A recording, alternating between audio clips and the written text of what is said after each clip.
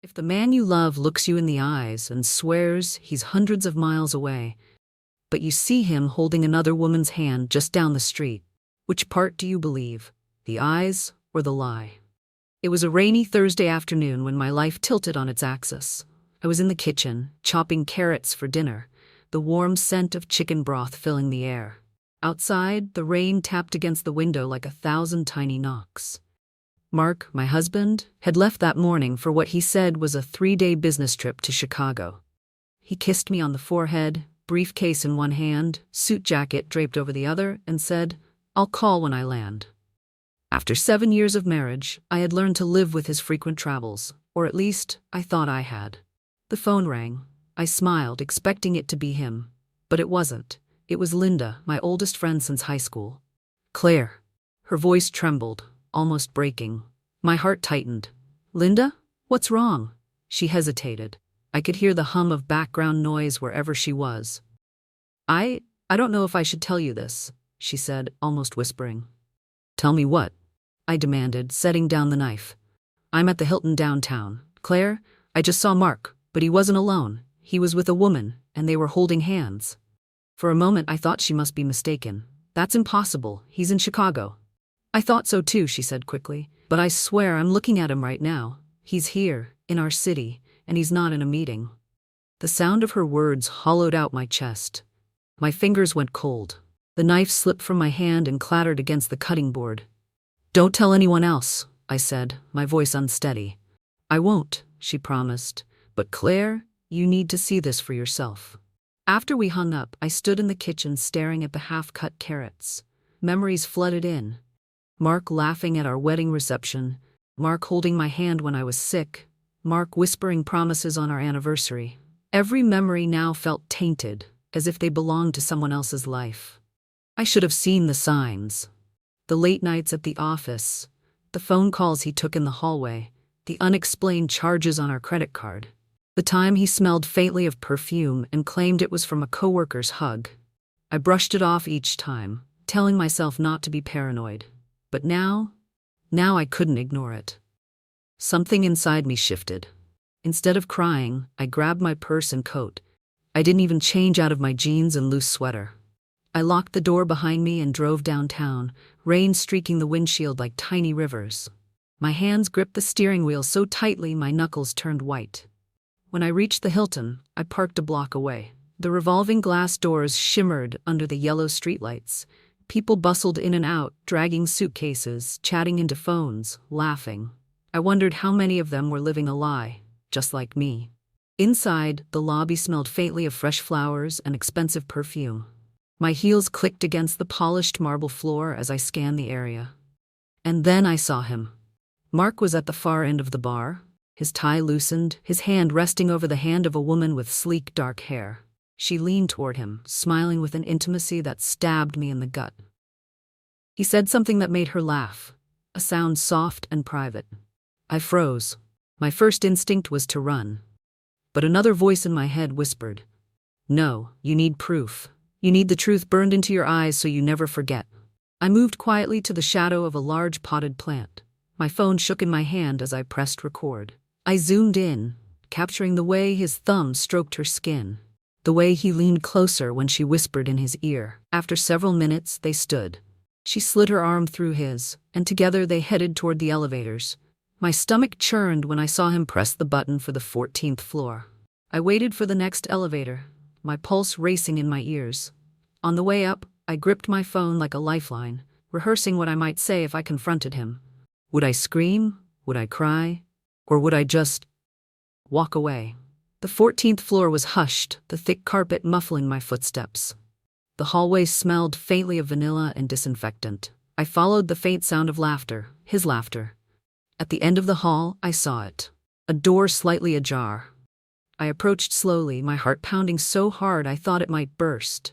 Through the narrow gap, I saw Mark's arms wrapped around her, his lips brushing her ear. His face, so familiar, so loved, was lit with a smile I hadn't seen in years. I stepped back before they could see me. My chest tightened, but my eyes stayed dry. I had seen enough. Turning, I walked down the hallway, my steps steadier with each stride. Something inside me had gone cold. this wasn't over, not by a long shot. When I reached my car, the rain had slowed to a mist, but my chest still felt heavy. I sat in the driver's seat for several minutes, the phone in my hand, the recorded video still playing on loop. Every detail, the way Mark leaned toward her, the way his eyes softened, burned deeper into me each time I watched it. Part of me wanted to drive home, curl up in bed and pretend this hadn't happened. But I knew I couldn't. That woman, whoever she was, wasn't just some casual fling. I could tell by the way they touched, like this wasn't the first time. I started the car, but didn't head home. Instead, I drove aimlessly through the city streets, my thoughts spiraling. Where had it started? Had it been going on for months? Years? Was it during that conference in Miami last spring? My mind darted from one memory to another, piecing together every suspicious moment I'd ignored. My phone buzzed. It was a message from Linda. "Are you okay?" I stared at the screen, unsure how to answer. I typed back, "I saw them. I have proof." Within seconds she replied, "Come to my place. You shouldn't be alone tonight." Linda lived just 15 minutes away. We'd been friends for over 20 years, through breakups, weddings, funerals. I trusted her more than anyone, or at least I thought I did. When I arrived, she was already at the door, pulling me into a tight hug. "Oh, Claire, I'm so sorry," she whispered. I sank into her couch, clutching a throw pillow as if it could keep me from falling apart. I showed her the video. She winced, then shook her head. "That's unforgivable," she said. "You need to confront him. Don't let him spin some story." But there was something strange in her eyes, a flicker I couldn't quite name. I brushed it off. We talked for nearly 2 hours. Linda offered me tea, tissues, and every curse word she could think of aimed at Mark. But when I mentioned going to a lawyer, she hesitated. "Claire, divorce is a big step. Are you sure? Maybe you should wait and see what he says." Her sudden caution caught me off guard. "Wait. He's sleeping with someone else, Linda." "I know, but sometimes men do stupid things without thinking." I didn't like the way she said it, but I was too tired to press. By the time I left Linda's apartment, it was past midnight. I drove home in silence, the streets almost empty. At home, I couldn't sleep. Every creak of the house sounded like his footsteps. I stared at the ceiling until dawn. When Mark finally called the next morning, his voice was casual. "Hey, sweetheart, just checking in. How's everything?" I almost laughed at the audacity. "Everything's fine," I said flatly. "Good. My meetings are running long, but I'll be home Sunday night." "Right," I said, fighting to keep my voice steady. "See you then." When I hung up, my hands shook, not from sadness but from rage. He was lying to my face, and I played along, but I wouldn't for much longer. That afternoon, I decided I wasn't going to wait for Sunday. I would go back to the hotel tonight. But this time, I wouldn't just watch from the shadows. I would make sure he saw me. I spent the day preparing. I transferred the video from my phone to my laptop and made 3 copies, one on a flash drive, one in cloud storage, and one emailed to myself. I even printed still frames from the footage. By evening, I dressed with purpose. A black fitted dress, heels, hair perfectly done, makeup sharp enough to cut. I wanted to look like the woman he should have been coming home to, not the one he was hiding from. Before heading to the hotel, I stopped by a florist. I ordered a dozen red roses with a card that read, "To my loving husband, from your devoted wife." I planned to have them delivered to his room. The rain had stopped, but the air was still damp when I arrived at the Hilton. I walked through the lobby like I owned the place, heels clicking on marble. At the front desk, I smiled at the young clerk. "I'm here to surprise my husband," I said sweetly. "Mark Reynolds. He's in room 14-something, I think." The clerk typed into the computer. "Reynolds. Yes, room 1412. "Perfect," I said. "Could you send these flowers up to him?" "Of course," she replied, handing the bouquet to a bellboy. I didn't follow the flowers. Instead, I positioned myself in the lobby bar where I could see the elevator doors. I ordered a glass of wine and waited. It didn't take long. 20 minutes later, the elevator doors opened. Mark stepped out, the same woman on his arm, laughing at something he said. Then the bellboy approached them with the roses. I watched as the woman's smile faltered. Mark took the flowers, reading the card, his face drained of color. Slowly, he turned toward the bar, and our eyes met. I raised my glass, my lips curling into a cold smile. The moment Mark saw me, he froze mid-step. The bouquet of roses hung limply in his hand, the card dangling between his fingers like it weighed 100 pounds. The woman beside him, tall, dark-haired, immaculately dressed, glanced between us, confusion clouding her expression. I stood up from my seat at the bar, my heels clicking against the marble floor as I closed the distance.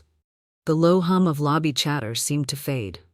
All I could hear was the steady rhythm of my own breath and the faint rustle of my dress as I walked. "Claire," Mark's voice cracked. "What are you?" I cut him off. "I thought you were in Chicago, Mark. Big meetings, important clients." I tilted my head toward the woman. "Guess she's the client?" A blush crept up the woman's neck. She took a step back, clearly wanting to disappear.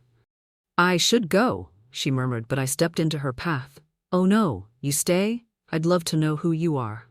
My voice was calm, almost polite, but every syllable carried steel. Mark's jaw tightened. "Claire, let's not do this here." I laughed, a sharp, humorless sound. "Why not? You had no problem holding her hand in public." I turned to the woman. "Did he tell you he's married, or did he skip that part?" She opened her mouth, then shut it again. That was all the answer I needed.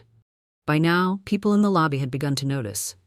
A couple at a nearby table stared openly. Even the concierge pretended to busy himself with paperwork, but I saw his eyes flicking up every few seconds. I reached into my purse and pulled out my phone. I tapped the screen, and the video I had recorded last night played loudly. The two of them at the bar, laughing, touching. I held it up so both of them could see. "You see, I like to keep receipts," I said coldly. "So when you try to lie, I can show you exactly what you did." Mark's face darkened. "This isn't what it looks like." "Oh, really?" I snapped. "Because it looks exactly like what it is." The woman shifted uncomfortably, then slipped away toward the exit. Mark reached for my arm, but I stepped back. "Don't," I warned. "You've touched me enough for one lifetime." I didn't yell. I didn't cry. I simply turned my back on him and walked toward the door. But just before I left, I stopped and looked over my shoulder. "By the way, Mark, we're done." Outside, the cool evening air hit my face, and for the first time in 24 hours I felt like I could breathe. But the relief was short-lived. My phone buzzed with a text from Linda. "Call me when you're alone." I got into my car and dialed immediately. She answered on the first ring. "Claire, you need to be careful," she said quickly, her voice low, almost urgent. "What are you talking about?" There was a pause. "That woman you saw him with, her name's Julia. She's not just some random fling. She works at Mark's company. She's connected to people who can make life very hard for you if you go public." I frowned. "Why do you know so much about her?" Another pause. "Because I've met her, once, at an office party. Mark introduced us." The way she said it made my skin prickle. Something about Linda's tone wasn't just worried, it was defensive. "Linda, are you hiding something from me?" I asked slowly. "No," she said too quickly. I don't want you to get hurt. These people play dirty." Her words lingered in my mind long after we hung up. I drove home, poured myself a glass of wine, and sat at the kitchen table, replaying the scene at the hotel over and over. Mark would be expecting me to call him, to yell, to cry, to beg for an explanation. But I wasn't going to give him that satisfaction. I wasn't going to move until I had a plan. Around midnight, I opened my laptop and started digging. I looked up Julia's name, found her LinkedIn profile, her company bio, even a few photos from corporate events. She had the kind of polished, perfect image that made people trust her instantly. But then I found something else. A tagged photo on social media from 2 months ago. Julia was at a private dinner party, and there, standing beside her, smiling with a glass of champagne, was Linda. My stomach dropped. The date on the photo was during one of Mark's so-called business trips. Suddenly, things clicked into place. Linda's hesitation, her warning not to rush into divorce, her strange familiarity with Julia. It wasn't just Mark who'd been lying to me.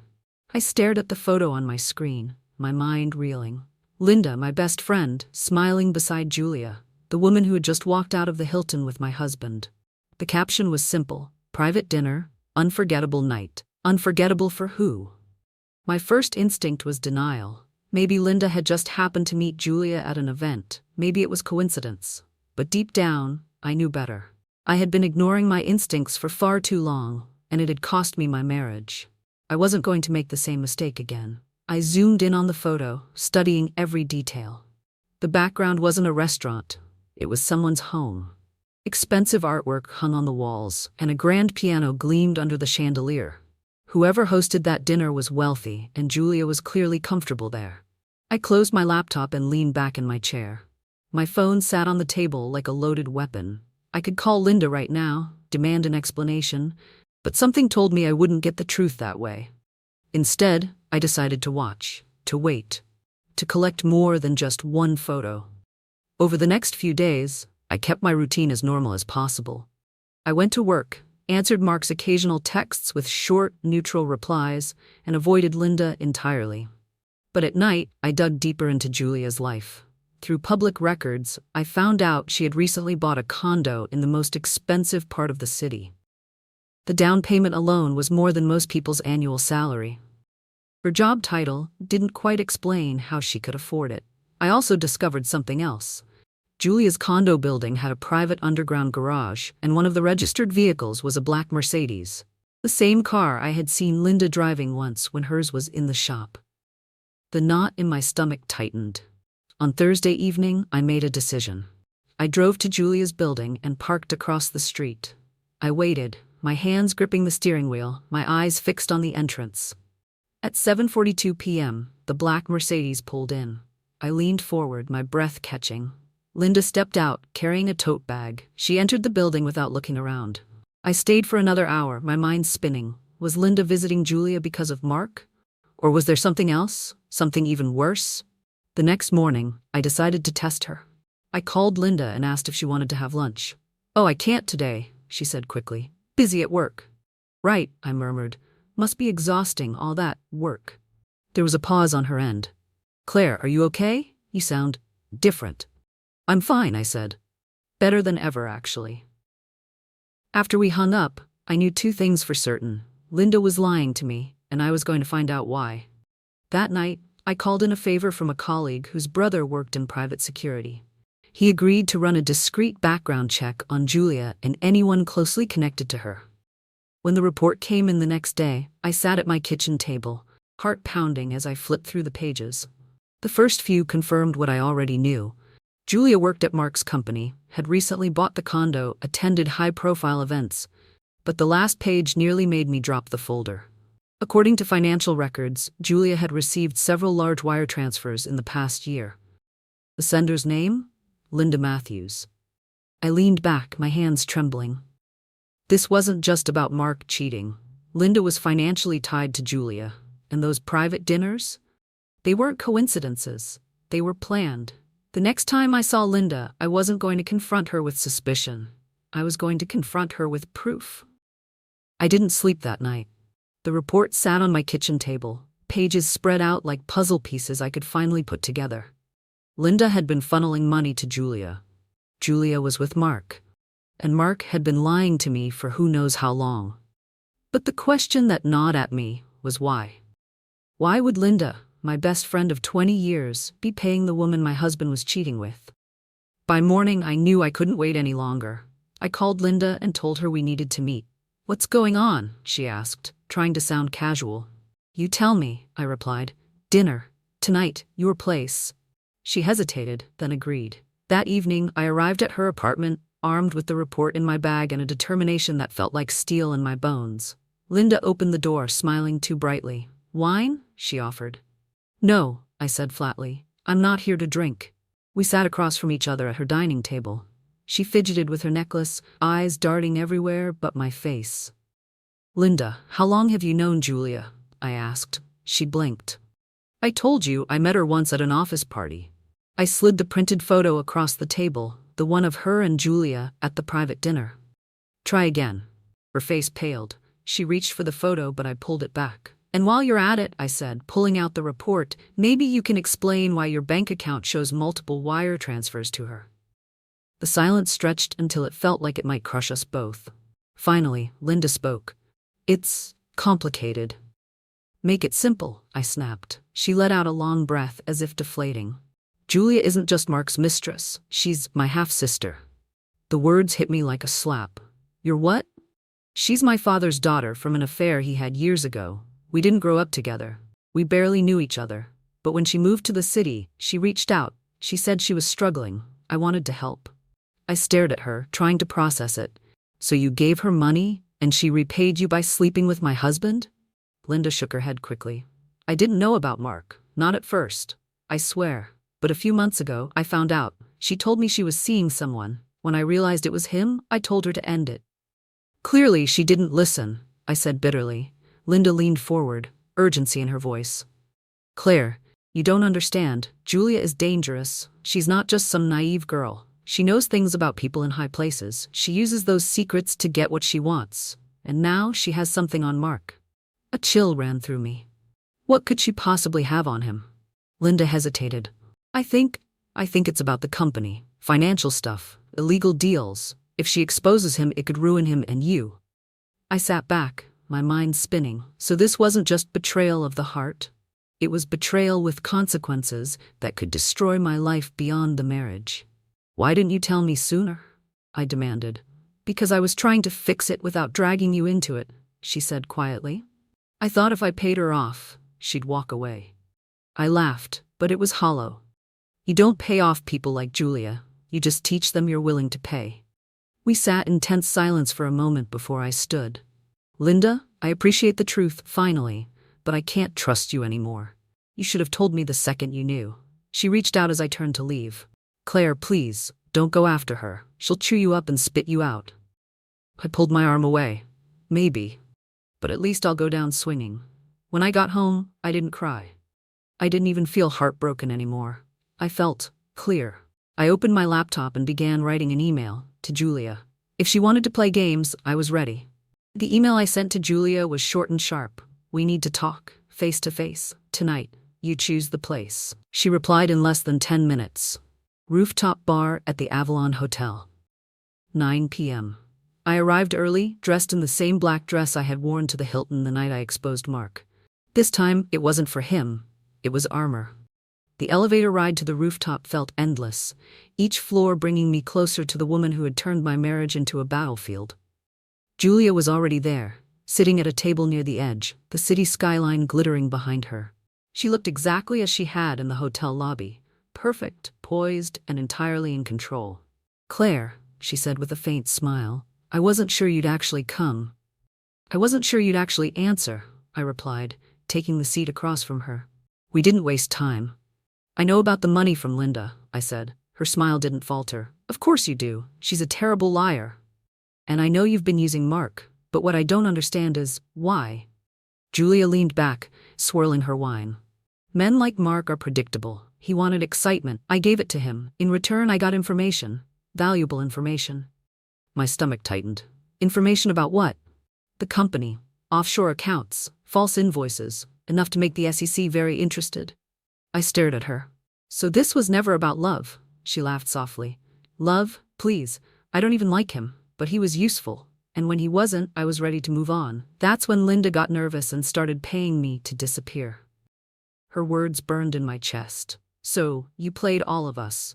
I didn't play Linda, she said with a shrug. She's family. I gave her a chance to protect you, but she's too sentimental. The calm in her voice was infuriating. What do you want from me, Julia? She tilted her head, studying me. I want you to walk away from Mark quietly. No divorce drama, no public accusations. You get your clean break, and I keep my secrets and his safe. I took a slow sip of water, masking the fact that my hands were trembling under the table. And if I don't, then I release everything. He goes down, you go down with him. Simple. For a moment, I let the silence hang between us. Then I reached into my bag and placed a small voice recorder on the table. Her eyes narrowed. Thank you, Julia, I said calmly. You've just confessed to blackmail, corporate espionage, and fraud, and I have it all recorded. Her composure cracked for the first time. You wouldn't dare. I already did, I said, standing. Copies are in safe hands. If anything happens to me or anyone I care about, it all goes to the police. I didn't wait for her reply. I walked away, my heels steady on the wooden floor. The elevator doors closed behind me with a satisfying click. The next morning, I called Mark. We're done, I told him. I have a lawyer, and you'll be hearing from them. He tried to protest, but I hung up before he could spin another lie. Then I called Linda. It's over, I said. Julia won't bother us again, but we're not friends anymore, Linda. Not after this. She started crying, but I didn't let it sway me. Trust, once broken, is rarely repaired. 2 weeks later, my divorce papers were filed. I sold the house, took my share of the assets, and moved into a small but bright apartment in the heart of the city. My life looked nothing like it had before, but for the first time in years, it was mine. Sometimes at night, I replay that moment in the hotel lobby. The shock on Mark's face when he saw me, the way everything changed in an instant. That was the night I stopped being the woman who waited at home, believing the lies. I'm not naive anymore. And I'm not afraid, because I learned something through all of this. The most dangerous thing you can give a woman isn't heartbreak, it's clarity.